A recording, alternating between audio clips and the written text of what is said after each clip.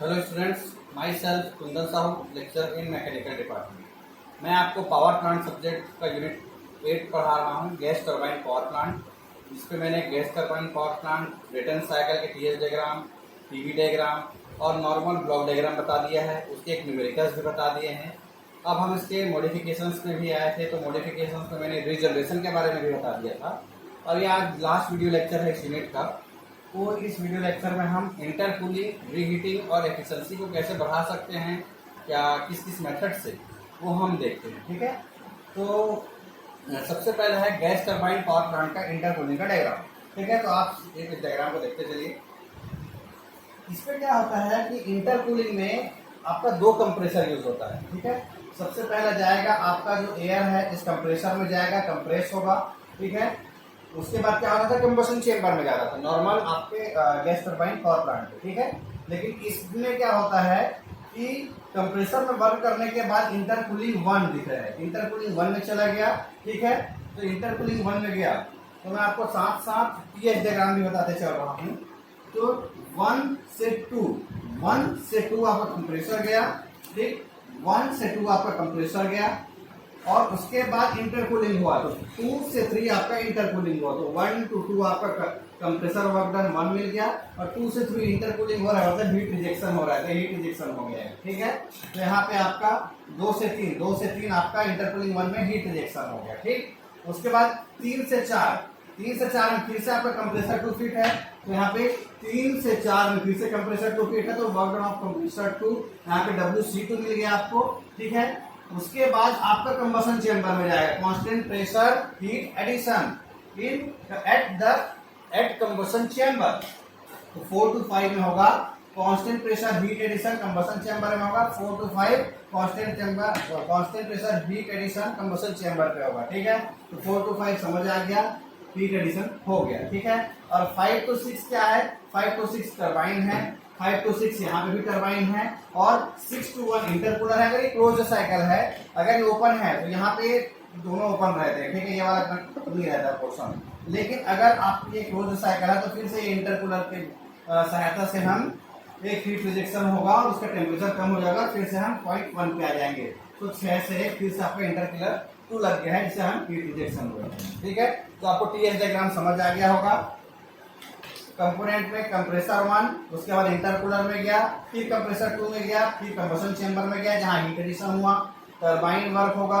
उसके बाद फिर इंटरकूलर 2 में गया, तो हीट रिजेक्शन यहाँ पे होगा, हीट रिजेक्शन यहाँ पे होगा, कंप्रेसर वर्क यहाँ पे होगा, कंप्रेसर वर्क यहाँ पे होगा, हीट एडिशन कंबशन चेंबर में होगा, टरबाइन वर्क टरबाइन में होगा। ठीक है, और इस डायग्राम में अगर टीएस डायग्राम के ऊपर फिर से बता दे रहा हूँ, 1 to 2 कंप्रेसर वर्क होगा, 2 to 3 आपका इंटरकूलिंग होगा, हीट रिजेक्शन होगा, 3 to 4 आपका फिर से आपका कंप्रेसर वर्क होगा, 4 to 5 आपका हीट एडिशन होगा। ठीक है, 5 to 6 आपका टरबाइन वर्क होगा, 6 to 1 आपका हीट रिजेक्शन होगा with the help of this intercooler section 2। ठीक, तो ये था आपका इंटरकूलर। और साथ साथ अगर हम इसको पीवी डायग्राम में देखें, तो पीवी डायग्राम में अगर देखते हैं तो आपका पहला 1 to 2 क्या था, 1 to 2 आइसेंट्रोपिक कंप्रेशन था। ठीक है, तो आइसेंट्रोपिक 1 to 2 आइसेंट्रोपिक कंप्रेशन हुआ। अगर नॉर्मल प्रोसेस रहता है, एक ही कंप्रेसर रहता है, तो क्या होता है 1 to 2 ये 4 days, 1 to जो 4 days है ये नॉर्मल प्रोसेस पे है। लेकिन हमारे यहाँ नॉर्मल प्रोसेस नहीं हो रहा है, हम अभी क्या कर रहे हैं, इंटरकूलिंग प्रोसेस कर रहे हैं। तो 1 to 2, 2 to 3, 3 to 4, 4 to 5, 5 to 6, 6 to 1. So all these points will be placed at intercooling. ठीक, तो यहाँ पे क्या होगा, 1 to 2 होगा, सेम आइसेंट्रोपिक कंप्रेशन कंप्रेसर 1 के द्वारा होगा। अगर नॉर्मल सिर्फ एक ही कंप्रेसर होता तो 1 to 4 डेज तक चला जाता, लेकिन यहाँ पे हम 2 कंप्रेसर यूज कर रहे हैं और दोनों कंप्रेसर के बीच में इंटरकूलर भी यूज कर रहे हैं। तो 1 to 2 कंप्रेसर 1 होगा, जहाँ पे कंप्रेसर वर्क डन 1 मिल गया। 2 to 3 आपका हुआ इंटरमीडिएट प्रेशर पे कांस्टेंट प्रेशर हुआ और इंटरकूलिंग हो रहा है, 203 यहाँ पे हीट रिजेक्शन हो जाएगा। 3 to 4 आपका वर्क डन कंप्रेसर 2 हो गया, 3 to 4, 4 to 5 हीट एडिशन हो गया और 5 to 6 टरबाइन वर्क हो गया और 6 to 1 फिर से हीट रिजेक्शन होगा, because intercooling is required at this section, at this portion. ठीक है, तो आपको टीएस डायग्राम भी समझ आ गया होगा, पीवी डायग्राम भी समझ आ गया होगा। अब इंटरकूलिंग का पर्पस क्या था, व्हाई इट इज रिक्वायर्ड। ठीक, तो क्या क्या चेंजेस आ रहे हैं हम देखते हैं। अब चेंजेस क्या क्या आ रहा है, आपके पास कोई एयर था, एयर को आप कंप्रेस किए, प्रेशर बढ़ा, टेम्परेचर बढ़ा, फिर से उसको इंटरकूलिंग में कर दिए, उसके बाद फिर से उसका आप टेम्परेचर बढ़ाओगे, प्रेशर बढ़ाओगे, तो होता क्या है कि एक कंप्रेसर की सहायता से आपको ज्यादा वर्क डन करना पड़ रहा था, एक कंप्रेसर की सहायता से ज्यादा वर्क डन करना पड़ रहा था, ठीक है। तो यहाँ पे दो कंप्रेसर की सहायता से, जैसे मान के चलो कि 40 आप पानी गर्म कर रहे हो, ठीक है, 40 डिग्री सेंटीग्रेड तक पानी गर्म हो गया, थोड़ा देर बंद कर दिए, उसके बाद उसको फिर दूसरे स्टोव में ले गए, फिर से आप उसको थोड़ा सा डाउन किए, उसके टेम्परेचर को फिर से दूसरे स्टोव में ले गए, लेकिन इसको कुछ अमाउंट में टेम्परेचर रहता, ठीक है, या कुछ अमाउंट पे एनर्जी रहती है, तो क्या करता है फिर से अपन उसको जब हीट करते हैं तो जल्दी गर्म हो जाता है। तो सेम चीज वही भी है कि ओवरऑल वर्क डन जो है कम होता है। ओवरऑल वर्क डन मैं डायग्राम से भी बता दे रहा हूँ।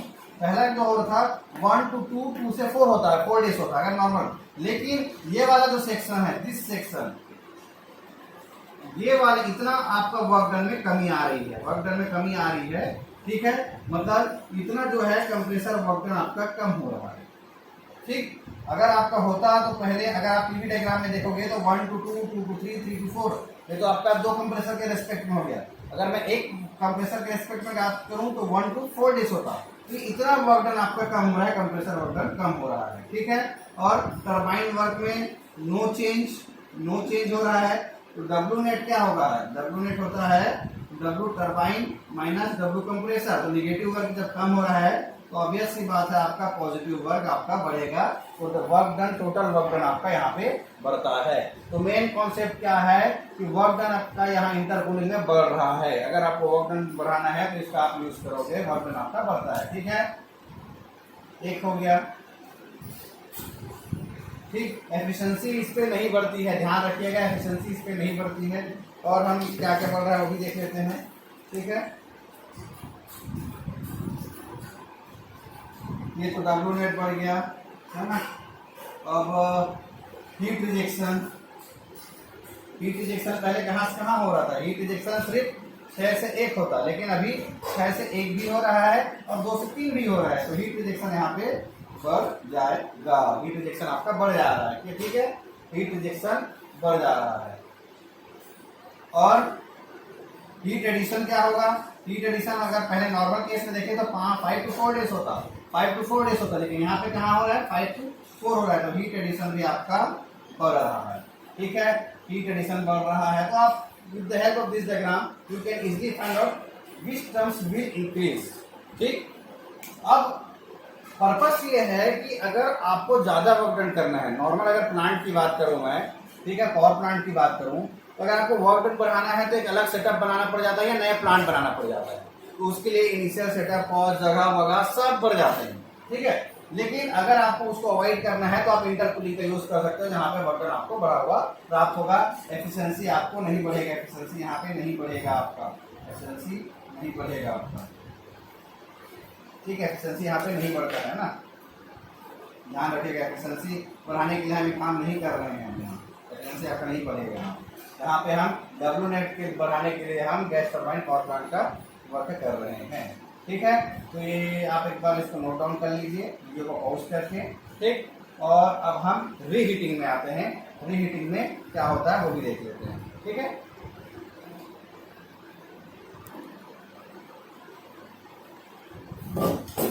ये है अब आपका नेक्स्ट है गैस टरबाइन पावर प्लांट का इंटरकूलिंग, ठीक है। हम रीहीटिंग पढ़ चुके थे, रीहीटिंग में आपका डब्ल्यू नेट बढ़ता है, कंप्रेसर कम होता है, ठीक है, हीट एडिशन बढ़ेगा, हीट रिजेक्शन बढ़ेगा, एफिशिएंसी नहीं बढ़ती, एफिशिएंसी कम होती, बताया था मैं आपको, ठीक है। अब ये है आपका, sorry is not intercooling, it is reheating ना, रीहीटिंग कंप्लीट हो जाओगे नहीं तो, ठीक। तो ये रीहीटिंग है। अब रीहीटिंग में क्या होता है, कंप्रेसर तो इस पे भी रहेगा, ठीक। तो कंप्रेसर में कंप्रेस किया तो 1 to 2 आपका कंप्रेसर है, 1 to 2 आपका कंप्रेसर है, ठीक है। 2 से 3 जो है कंबशन चैम्बर है, 2 से 3 आपका कंबशन चैम्बर है, जहाँ पे आपका हीट एडिशन होगा, जहाँ पे आपका हीट एडिशन होगा। ये आपका हीट एडिशन वाला ठीक है। उसके बाद हम क्या करते हैं, हीट एडिशन के बाद टरबाइन में जाते हैं। तो 3 to 4 आपका टरबाइन है, ठीक। तो 3 to 4 आपका टरबाइन 1 है, क्योंकि यहाँ पे 2 टरबाइन यूज हो रहा है। तो 3 to 4 आपका टरबाइन है, और टरबाइन 1 से आपका टरबाइन 1 का वाटर निकल गया, ठीक है। अब इतना हो गया, इतना तो पुराना सेम था, ठीक। लेकिन इसमें हम क्या करते हैं, कंबसन चैम्बर फिर से देते हैं और फिर से टरबाइन देते हैं। मीन्स 2 कंबसन चैम्बर और 2 टरबाइन रहेगा। तो आपका कंप्रेसर में 1 to 2 कंप्रेसर गया, 1 to 2 कंप्रेसर गया, 2 to 3 कंबसन चैम्बर गया, 2 to 3 कंबसन चैम्बर गया, 3 to 4 टरबाइन गया, 3 to 4 टरबाइन गया, टरबाइन वर्क डन मिल गया। अब 4 to 5 फिर से कंबसन चैम्बर गया, 4 to 5 फिर से कंबसन चैम्बर गया। तो आपको क्या मिला, हीट एडिशन मिला, हीट एडिशन मिल गया। 5 to 6 फिर से टरबाइन गया, 5 to 6 आपका लो प्रेशर, 5 to 6 आपका लो प्रेशर टरबाइन। पहला वाला था हाई प्रेशर टरबाइन, दूसरा वाला था लो प्रेशर टरबाइन। तो 5 to 6 था लो प्रेशर टरबाइन हुआ, लो प्रेशर टरबाइन हुआ, तो यहाँ pressure work done of turbine 2 मिल गया, और 6 to 1 जो है हीट रिजेक्शन हो गया, ठीक। तो यहाँ क्या क्या यूज हो रहा है, एक कंप्रेसर, 2 कंबसन चैम्बर, 2 टरबाइन और 1 इंटर कूलिंग यूज हो रहा है। तो कितने कंपोनेंट्स यूज हो रहे हैं, इतने इक्विपमेंट्स यूज हो रहे हैं। तो 1 to 2 आपका एक बार फिर से देखते हैं हम। 1 से 2 आपका गया टरबाइन में, 1 से 2 गया आपका कंप्रेसर में ना, कंप्रेसर में गया। तो कंप्रेसर में कंप्रेसर वर्क डन होगा, कंप्रेसर वर्क डन होगा, ठीक है। 1 से 2 कंप्रेसर वर्क डन हो गया, नेगेटिव वर्क डन भी बोलते हैं जिसे हम। अब 2 से 3 कंबसन चैम्बर में गया, 2 से 3 कंबसन चैम्बर में गया, हीट एडिशन हुआ। तो रीहीट कर रहे हैं, नाम से स्पष्ट है रीहीट। तो हमको फिर से हीट करना है, तो फिर से हीट करना है तो पहले टरबाइन में जाएगा 3 to 4, तो टरबाइन वर्क मिलेगा। और आपको फिर से हीट करना है, तो फिर से हीट किसके रेस्पेक्ट, किसकी सहायता से करोगे, तो फिर से हीट करोगे आप कंबसन चैम्बर की सहायता से। तो कंबसन चैम्बर की सहायता से आप फिर से हीट करोगे। तो 4 to 5 रीहीट है, तो हीट एडिशन ये हो गया। और इसका जो टेम्परेचर है 3 और 5 का टेम्परेचर सेम रहता है, ठीक है ना, इक्वल टेम्परेचर है, इक्वल टेम्परेचर रहता है, ठीक है। T3 और T5 सेम रहेगा, इक्वल टेम्परेचर रहेगा, बराबर टेम्परेचर रहता है। तो 1 से 2 कंप्रेसर गया, 2 से 3 कंबसन चैम्बर गया, 3 से 4 आपका टरबाइन गया। तो पुराना प्रोसेस था, रीहीट किए। रीहीट किसकी सहायता से किए, आप कंबसन चैम्बर की सहायता से किए। 4 to 5 कंबसन चैम्बर की सहायता से फ्यूल ऐड किए, एयर जो था, और उस पर फिर वो रीहीट हो गया, फिर से वही टेम्परेचर पहुंच गया T3। फिर से आप उसको टरबाइन में किए, लेकिन टरबाइन में जो है लो प्रेशर टरबाइन यूज करोगे आप, ठीक है। उसको पहले के कंपेयर में लो प्रेशर टरबाइन यूज करोगे, तो टरबाइन फिर क्या करेगा, नीचे एग्जॉस्ट हो जाएगा। उसके बाद 6 to 1 जो है, और 6 to 1 है आपका हीट रिजेक्शन हो जाएगा, ठीक है। और टरबाइन से आपको, दोनों टरबाइन से आपको इलेक्ट्रिसिटी मिल जाएगी, ठीक है, इलेक्ट्रिसिटी मिल जाएगी। तो आपको कॉन्सेप्ट समझ आया। कंप्रेसर में हम कंप्रेस किए, उसके बाद कंबसन चैम्बर में गया, फिर टरबाइन में गया, उसका फिर से रीहीट करना है तो फिर से कंबसन चैम्बर में गया, हमने और कंबसन चैम्बर इंस्टॉल कर दिए। तो कंबसन चैम्बर 2, फिर से लो प्रेशर टरबाइन में गया। ये वाला हाई प्रेशर टरबाइन था, ऑब्वियस सी बात है, हाई प्रेशर में जा रहा है तो हाई प्रेशर टरबाइन होगा।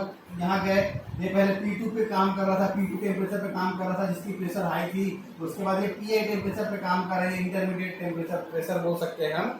तो इसलिए इसकी प्रेशर कम है इस टरबाइन की। तो ऊपर वाला हाई प्रेशर टरबाइन, नीचे वाला low pressure turbine. Combustion chamber में गया, फिर से रीहीट हुआ, फिर टरबाइन में गया, फिर से टरबाइन वर्क मिला, और यहाँ पे फिर वो इंटरकूलिंग में गया, हीट रिजेक्शन हो गया, और दोनों टरबाइन से आपको एनर्जी मिल जाएगी, इलेक्ट्रिसिटी प्रोड्यूस हो जाएगी, ठीक है। तो यही कॉन्सेप्ट है आपका गैस टरबाइन पावर प्लांट का। मैं इसे पीवी डायग्राम में देख लूं, पीवी डायग्राम में देखता हूं तो 1 से 2 कंप्रेसर वर्क हुआ, 1 से 2 कंप्रेसर वर्क हुआ, 2 से 3 कंबसन चैम्बर हीट एडिशन हुआ, 3 to 4 आपका क्या हुआ, टरबाइन वर्क मिल रहा है। 3 to 4 आपका टरबाइन वर्क मिल रहा है। कौन सा टरबाइन है, हाई प्रेशर टरबाइन, जैसे हम पहला टरबाइन बोलते हैं। 4 to 5 फिर से आपका रीहीट हुआ, रीहीट किसकी सहायता से हुआ, रीहीट आपका इसी कंबसन चैम्बर की सहायता से हुआ।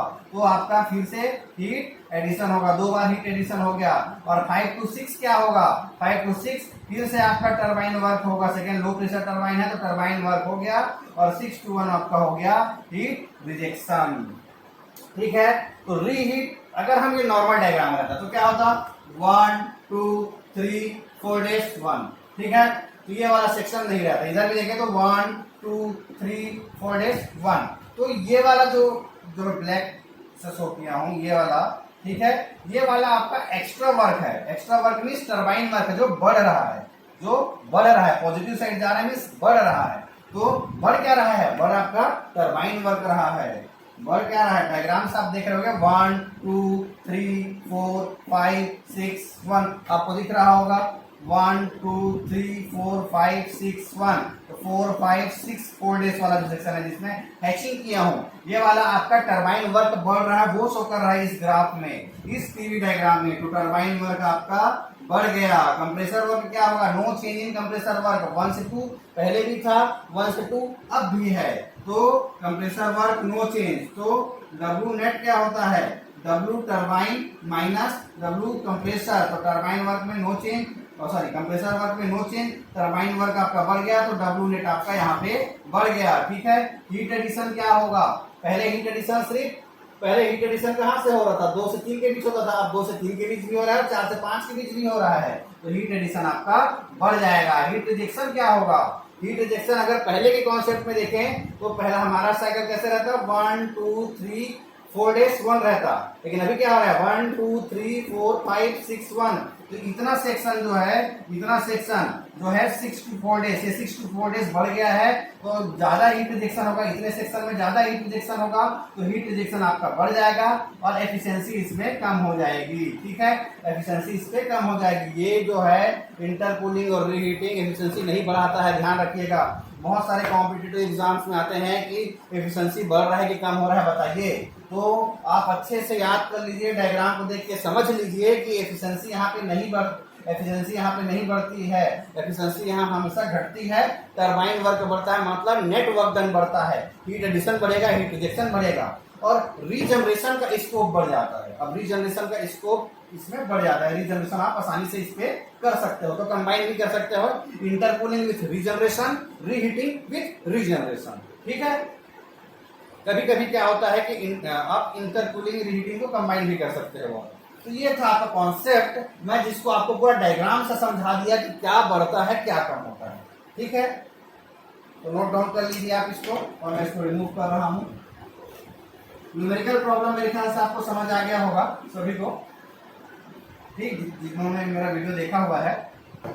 तो न्यूमेरिकल प्रॉब्लम में दो तीन कंटेंट थे, एक था वर्क रेशियो, वर्क रेशियो का फॉर्मूला था W net upon W turbine. ठीक है, similarly back work ratio, back work ratio, ठीक, बैक वर्क रेशियो का फॉर्मूला है W compressor upon W turbine. ये वर्क रेशियो का फॉर्मूला है, ये बैक वर्क रेशियो का फॉर्मूला है, और स्पेसिफिक फ्यूल कंजप्शन। ठीक है, अब फ्यूल कहाँ पे ऐड हो रहा है, फ्यूल जो है आपका कंबशन चैम्बर में फ्यूल ऐड होता है m.f। ठीक है, तो स्पेसिफिक फ्यूल कंजप्शन फाइंड करने बोलेगा, तो इसकी यूनिट होती है kg पर किलोवाट आवर। ठीक है, kg पर किलोवाट आवर, तो मास ऑफ फ्यूल है, तो m.f की वैल्यू रखोगे, और m.f की वैल्यू किस रखोगे, kg पर आवर में रखोगे, kg पर आवर में रखोगे, kg पर सेकेंड जो है उसको आवर में चेंज कर दोगे। सपोज मान के चलो कि 5 kg पर सेकेंड है। ठीक है, अब इसको मेरे को आवर में चेंज करना है। ठीक है, 5 kg पर सेकेंड, तो सेकेंड में वैल्यू आपकी ज्यादा रहती है और आवर में वैल्यू आपकी कम होती है ना, ये तो आपको पता है, सेकेंड में वैल्यू आपकी ज्यादा रहती है, आवर में आपकी कम होती है। ठीक है, तो वैल्यू अगर पर सेकेंड में नहीं रहती, नॉर्मली रहती, तो आवर की वैल्यू कम होती, लेकिन हमारा यहाँ जो है सेकेंड ऑब्वियसली डाउन में है, तो इंटू 3600 आपको करना पड़ेगा। ठीक है, तो kg पर सेकेंड को kg पर आवर में चेंज कर दीजिए। 2 मिनट होल्ड कीजिए, लाइट। ठीक है, तो यहाँ पे देखिएगा 5 kg पर सेकेंड है, 5 kg पर सेकेंड है, सेकेंड में वैल्यू आपकी ज्यादा होती है। ठीक है ना, और आवर में कम होती है। ठीक, लेकिन ये डिवाइडेड बाय में है, डिवाइडेड बाय में, या तो उसको आप नॉर्मली आप अपने कॉन्सेप्ट से चेंज कीजिए। ठीक है, तो हम ये जानेंगे कि आवर में हमारे वैल्यू, हमारी आवर में जो वैल्यू है वो कम होनी चाहिए, लेकिन ऑलरेडी डिवाइडेड बाय में है, तो आवर वैल्यू हमारी ज्यादा होगी, तो 5 × 3600 नॉर्मल सा कॉन्सेप्ट है। ठीक, 3600 इसलिए किया हूं क्योंकि उसको आपको आवर में चेंज करना है, kg पर आवर में। ठीक है, ऐसे आवर में भी वैल्यू दे रहती है, नहीं दे रहेगी तो स्पेसिफिक फ्यूल कंजप्शन को है m डॉट एफ, ये हो गया केजी पर आवर, ठीक, और divided by KG kilowatt. Kilowatt क्या है, डब्ल्यू नेट है, तो डब्ल्यू नेट किस में होना चाहिए, किलोवाट में, तो इसका यूनिट होता है केजी पर kilowatt hour. Similarly specific air consumption, specific air consumption में होगा तो m dot A KG per hour, ठीक है, पर आवर में क्या करना है, इंटू 3600 कर देना है बस आपको, अगर सेकंड में है इंटू 3600 कर देना, जो मैं आपको बता चुका हूँ, डिवाइडेड बाय डब्ल्यू नेट, ये होता है आपका किलोवाट, तो केजी पर किलोवाट आवर, ठीक है। फ्यूल है तो फ्यूल का मास फ्लो रेट डालना है, एयर है तो एयर का मास फ्लो रेट डालना है, ठीक है, और केजी पर आवर में वैल्यू रखिएगा, ये वाली वैल्यू जो है वो केजी पर आवर में ही रहेगा। मैं ध्यान से आप इस चीज को देखिए, केजी पर आवर की वैल्यू को रखना, केजी पर सेकंड मत रखिए, अगर वो केजी पर सेकंड है तो केजी पर सेकंड को किलोग्राम पर सेकंड को किलोग्राम पर आवर में चेंज कीजिएगा, ठीक है। तो किलोग्राम पर आवर में चेंज करोगे तो इंटू 3600 आपको बस करना पड़ेगा, क्योंकि एक घंटे में 3600 सेकंड होते हैं, ठीक है। तो अब ऑब्वियस सी बात है, अपॉन में है तो अपॉन में है तो वैल्यू सेकंड में वैल्यू ज्यादा होती है कोई भी है, और आवर में वैल्यू आपकी कम होती है। तो अगर ये डायरेक्टली आवर के फॉर्म में रहता, आवर, ठीक है, और घंटा के फॉर्म में रहता तो वैल्यू कम होती, लेकिन ये डिवाइडेड बाय के फॉर्म में है, डिवाइडेड बाय के फॉर्म में है तो हमारा जो आवर है उसकी वैल्यू ज्यादा रहेगी, मतलब ज्यादा रहेगी मतलब 3600 का इंटू करोगे तभी तो वैल्यू ज्यादा होगी जी, 3600 की वैल्यू आप इंटू करोगे तभी तो ज्यादा होगी। या आप नॉर्मल आप सेकेंड को आवर में चेंज कर देना बस, और कोई कॉन्सेप्ट नहीं है, ठीक है। ये था आपका gas turbine power plant unit 8 जो कंप्लीट हो गया है। आप इसके न्यूमेरिकल प्रॉब्लम कीजिए, इसकी डेरिवेशन प्रॉब्लम कीजिए, ठीक है। एक न्यूमेरिकल इसका भी असाइनमेंट है जो मैं आपको नोट शेयर किया हूँ, उस पर कोई भी एक न्यूमेरिकल को आप असाइनमेंट बनाइएगा, ठीक है। तो आज के लिए बस इतना ही। यूनिट 8 हमारा कंप्लीट हो गया गैस टरबाइन पावर प्लांट का, ठीक है। नेक्स्ट वीडियो लेक्चर में हम दूसरा यूनिट पढ़ेंगे, ठीक। कोई डाउट हो तो मुझे मैसेज कीजिए, व्हाट्सएप मैसेज कीजिए कि सर इस सेक्शन में डाउट है, और मेरे वीडियो को लाइक कीजिए, सब्सक्राइब कीजिए, बेल आइकन को प्रेस कीजिए, तभी आपको समझ आएगी कोई नया वीडियो अपलोड हो रहा है कि नहीं हो रहा है, ठीक है। अच्छे से देखिए और अपना डाउट क्लियर कीजिए। Thank you.